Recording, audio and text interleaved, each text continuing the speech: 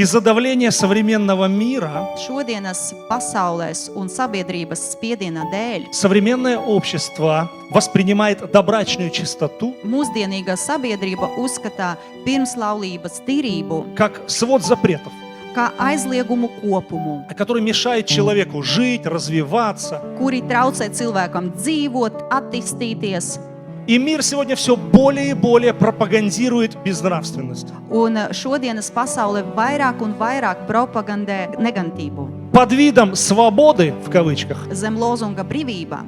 сегодня пропагандирует сексуальную распущенность, Šodien propagandē seksuālo izlaidību, аморальность и даже мерзость. netikumu un pat negantību. Я лично часто слышу от молодых людей, Un bieži man nākas dzirdēt no jauniešiem. но мы уже не в каменном веке живем. Mēs taču nedzīvojam akmeņu laikmetā, Послушайте, истина в том, bet patiesība ir tajā, что Бог не поменялся. ka Dievs nav mainījies.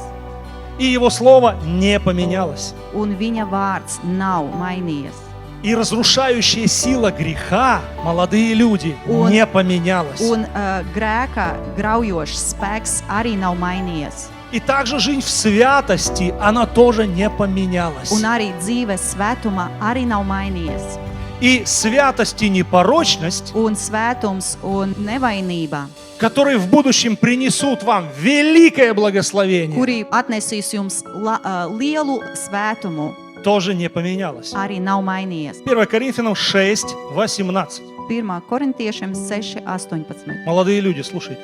Klausieties, jaunieši, Бегайте блуда. sargājieties no netiklības. Всякий грех, который делает человек, Katrs cits grēks, ko cilvēks dara, есть вне тела. paliek ārpus miesas. А блудник грешит против собственного тела. Bet kas netiklības grēku dara, grēko pret savas pašas miesas.